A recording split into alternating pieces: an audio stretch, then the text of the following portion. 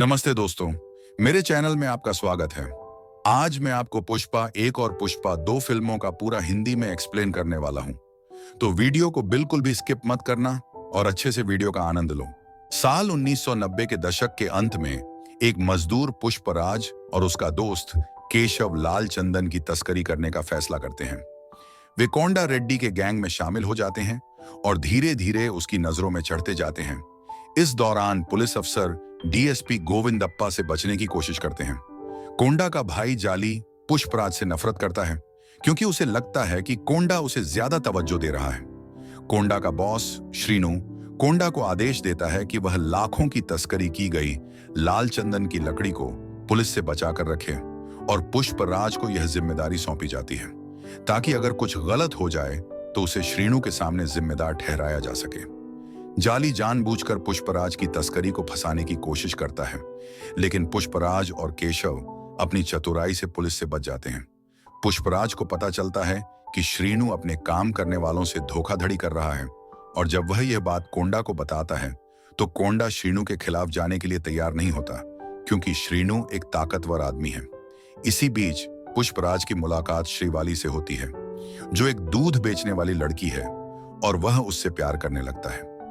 उनके परिवार वालों के बीच सगाई की तैयारियां होती हैं, लेकिन उसी दिन पुष्पराज के बड़े सौतेले भाई मोहन ने एक बखेड़ा खड़ा कर दिया और यह खुलासा किया कि पुष्पराज अवैध रूप से पैदा हुआ है। इस घटना के दौरान पुष्पराज की मां घायल हो जाती है और यह घटना पुष्पराज को और भी प्रेरित करती है कि वह कुछ बड़ा करे। वह श्रीनु को दरकिनार कर अपनी स्थिति मजबूत करता है और कोंडा के साथ मिलकर तस्करी से ज्यादा मुनाफा कमाता है। इस बीच जाली को यह पता चलता है कि श्रीवाली का पिता पुलिस के लिए मुखबिर है और वह श्रीवाली को धमकाता है कि अगर वह अपने पिता को बचाना चाहती है तो उसे जाली के साथ सोना होगा।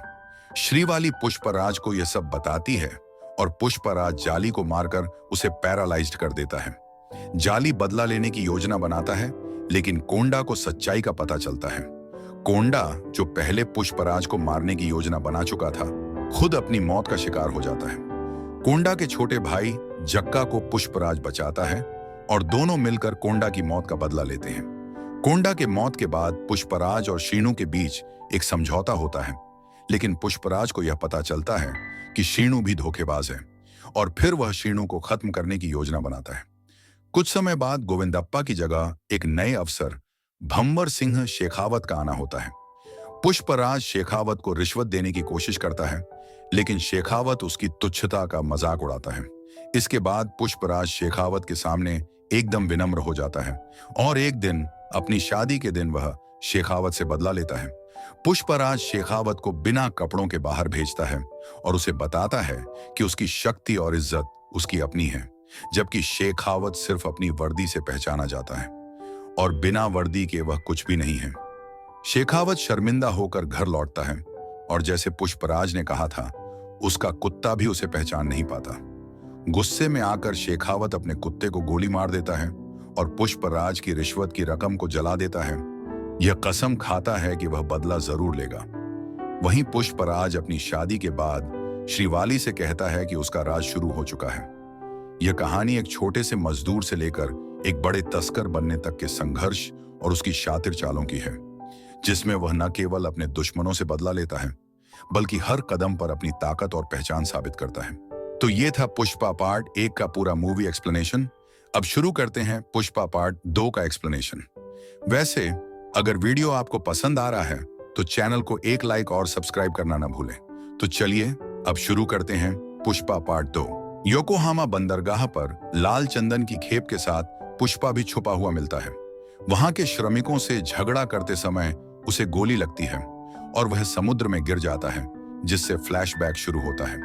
पुष्पा ने एएसपी भंवर सिंह शेखावत को अपमानित करने के बाद एक प्रतिष्ठित तस्कर के रूप में उभरता है, जबकि शेखावत छिप जाता है।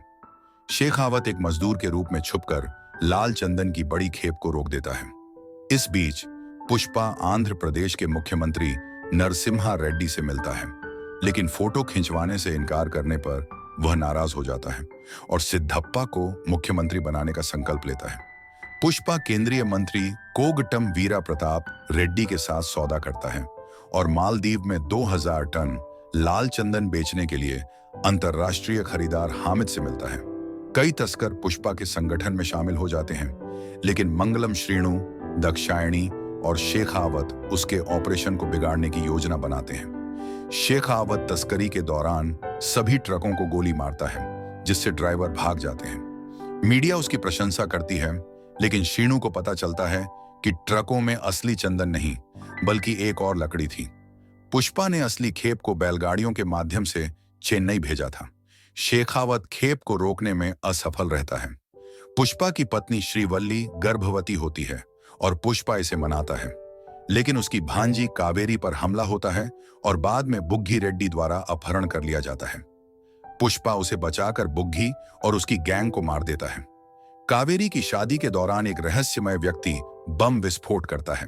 तो ये था पुष्पा 2 का मूवी एक्सप्लेनेशन। अगर आपको ऐसी ही और नई पुरानी फिल्मों का हिंदी में स्टोरी एक्सप्लेनेशन सुनना पसंद है तो कमेंट करके बताइए, और हाँ, चैनल को सब्सक्राइब करना बिल्कुल ना भूलें ताकि आपको आने वाले वीडियोस का नोटिफिकेशन मिल सके। आज के लिए बस इतना ही दोस्तों, मिलते हैं अगले वीडियो में। तब तक के लिए बाय, टेक केयर।